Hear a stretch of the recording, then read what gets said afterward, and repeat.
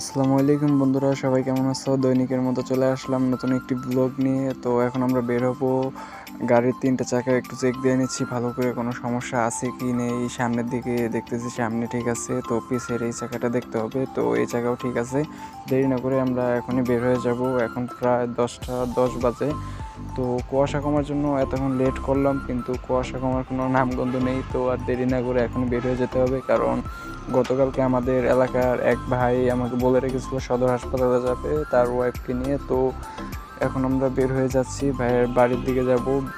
আমাদের বাড়ির এই গলিটি তো দেখেছো তোমরা গত ব্লগে। তো এই গলি নিয়ে আর নতুন করে কিছু না বলি, তো আমরা সামনের দিকে যেতে থাকি। তো তোমরাও দেখতে থাকো, আর তোমার এই ভাইয়ের চ্যানেলটি অবশ্যই সাবস্ক্রাইব করে বেল বাটনে ক্লিক করে রাখো, যে আমার নতুন ভিডিওর নোটিফিকেশন সবার আগে তোমার কাছে পৌঁছায়। তো বন্ধুরা, দেখতে দেখতে আমরা রাস্তার কাছে চলে আসলাম। রাস্তার কাছে বলতে আমাদের সেই ভাঙা রাস্তার কথা তোমাদের মনে আছে অবশ্যই, যে এই রাস্তা দিয়ে যাচ্ছি। তো ভাইয়ের বাড়িটি দেখা যাচ্ছে, এই বাড়ি থেকেই ভাইয়েরা যাবে। তো আমরা কথা না বলতে সামনের দিকে যাই। তো বলতে বলতে বন্ধুরা ভাইয়ের বাড়ির সামনেতে চলে আসলাম। তো ভাই গাড়িতে উঠলো, ভাইকে নিয়ে ও প্লাস ভাবিকে নিয়ে আমরা এখন সদর হাসপাতালের দিকে যাচ্ছি। তো মেন রোডে চলে আসলাম। দুই পাশের এই পরিবেশগুলো সত্যি বন্ধুরা অনেকটা সুন্দর লাগতেছে। আর আরেকটা জিনিস খেয়াল করে দেখো, যে এখনো কুয়াশা দেখাই যাচ্ছে চারপাশে, কেমন একটা স্তব্ধতা, ঠান্ডা পরিবেশ। সত্যি বলতে বন্ধুরা, শীতের ভেতর গাড়ি চালানোর এই মজাটা ঘরের ভেতরে বসে থেকে তোমরা বুঝবে না। তো যদি শীতের এই মজাটা নিতে যাও, তাহলে অবশ্যই রাস্তায় চলে আসো, সেই হোন্ডার অথবা রিক্সায় উঠে একটু ভ্রমণ করে, তাহলেই বুঝবা আসলে শীত কী জিনিস। তো যেরকমটা আমি বুঝতেছি। বলতে বলতে বন্ধুরা আমরা এখন ফুলতলা মোড়ের কাছাকাছি চলে এসেছি। ফুলতলা মোড় থেকে সামনের দিকে যাব। তো সামনে দেখা যাচ্ছে ফুলতলা মোড়। ফুলতলা মোড় নাটোরের ভিতরে যারা আছে তারা অবশ্যই চিনবা ফুলতলা মোড় কোথায় বা কোন জায়গায় এটা।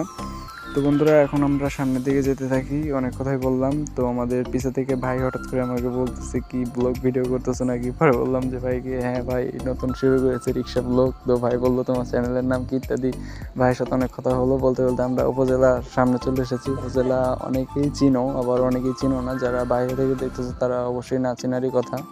তো নাটোরের ভিতরে যারা আছে তারা অবশ্যই উপজেলা চিনো, উপজেলা কমপ্লেক্স। তো বলতে বলতে আমরা এখন ভবানীগঞ্জ মোড়ে আছি, সামনে মাদ্রাসা মোড়। মাদ্রাসা মোড় তোমাদের গত ভিডিওতে আমরা দেখেছি। তো আজকে নতুন করে আরেকবার দেখাচ্ছি। সামনে দেখা যাচ্ছে ট্রাফিক পুলিশ। তো আমার কপালটা খুবই ভালো যে ট্রাফিক পুলিশ এখনও পর্যন্ত আমাকে সিঙ্গেল দেয়নি ভিডিও করতে, অবশ্যই দেখাতেও। তো আমরা কথা না বলে এখন ডান সাইডে মোড় নেব।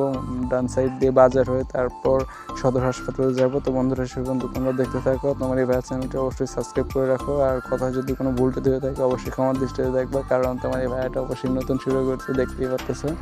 সামনে যে একটা রিক্সা ওভার হয়ে চলে গেল, আসলে এই ড্রাইভারদের কিছু বলার নেই, কারণ ডান বাম দেখবো না, কিছুই না, শুধু গাড়িটা টান দিয়ে চলে গেলো। এখানে যদি একটা দুর্ঘটনা ঘটতো তাহলে সম্পূর্ণ ড্রাইভার দিয়ে দিত অন্য আরেকটি রিক্সাওয়ালার উপরে, কিন্তু সে যে ভুল করে গেছে এটা স্বীকার করবে না। তো বন্ধু, দেখতে দেখতে আমরা এখন কানাইখালী মাঠের উপর দিয়ে বাজারের দিকে যাচ্ছি।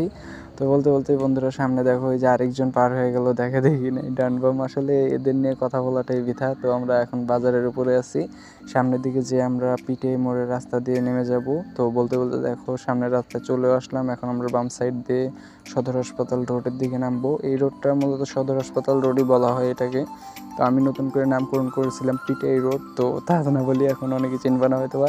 তো বন্ধুরা, সামনে দেখতে পাচ্ছ আরেকটি রিক্সা। তো আমি আগের ভিডিওতে বলছিলাম আমার সামনে কোনো গাড়ি থাকলে আমার কেমন জানি ভালো লাগে না, কেমন বিরক্ত বোধ হয়, কিন্তু কিছু করার নেই, এই গাড়িটিকে ওভারটেক করতেও পারতেছি না। ডান সাইড দিয়ে যে রোডটা দেখতেছি, এই রোডটাতে স্টেশন বাজারে যাওয়া হয়। তো স্টেশন নিয়ে আমরা নেক্সট ব্লগে কথা বলবো। তো এখন আমরা সদরের দিকে যাই। সামনে আমাদের চৌধুরী ব্রিজ।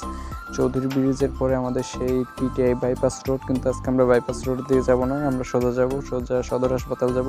মূলত সদর হাসপাতালের জন্য আমরা এই বাইপাস রোডটা ব্যবহার করি, কারণ সদর হাসপাতালের ওইখানে খুব জ্যাম হয়।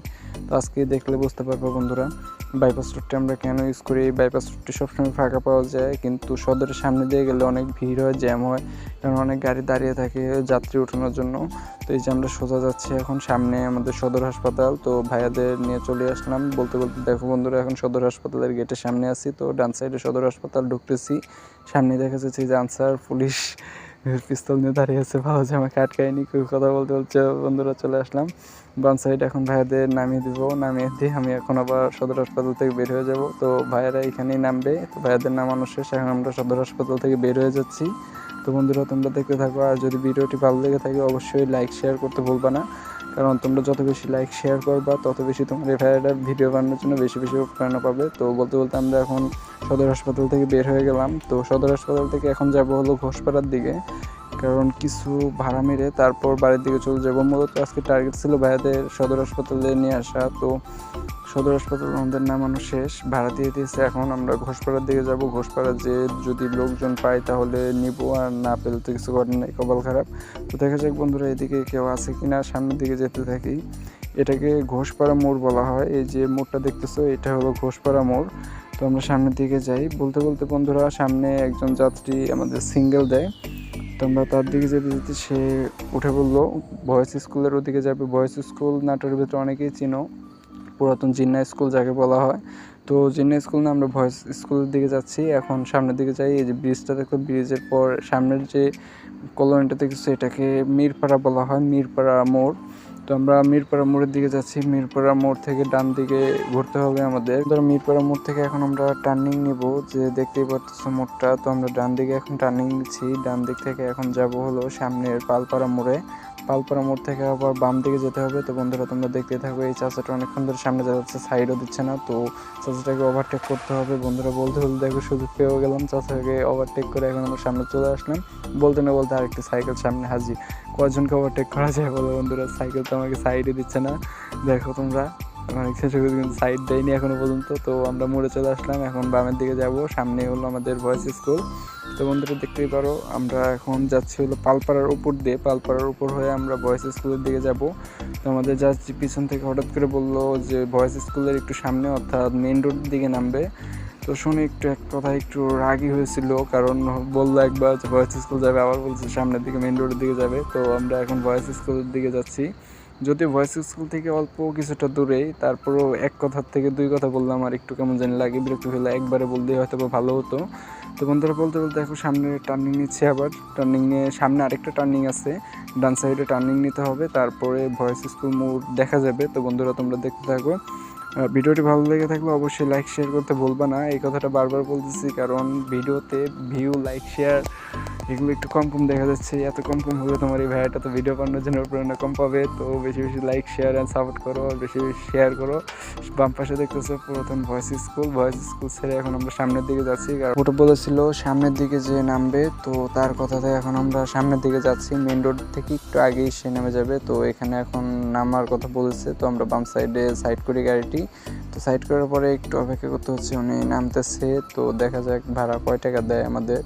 তো বন্ধুরা ভাড়া দিল 50 টাকা। তো এতে আমি অনেক খুশি, 20 টাকার ভাড়া 50 টাকা দিচ্ছে। একটু কথা বলে যাই হোক, তার উপরে রাগ হওয়াটা আমার উচিত হয়নি, আসলে এখন হয়ে গেছে। তো যাই হোক বাদ দিয়ে আমরা এখন মেন রোডের দিকে উঠে যাই। তো বন্ধুরা এখন আমরা মেন রোড থেকে বাড়ির দিকে রওনা হচ্ছি, কারণ অনেকটা বেলা হয়ে গেছে আর আসার পরে অনেক সময় হয়ে গেছে। এর ভেতরে আমার 3-4 ঘন্টা গাড়ি চালানো শেষ, ভাড়া প্লাস হিসাব করা হয় নাই। ভাড়া হিসাব করা নিয়েও নেক্সট আমরা একটা ব্লগ করব। তো বন্ধুরা সেই পর্যন্ত সবাই ভালো থাকো, তোমার এই ভাইয়া চ্যানেলটি সাবস্ক্রাইব করো, আর দেখা হবে নেক্সট ভিডিওতে। আল্লাহ হাফেজ।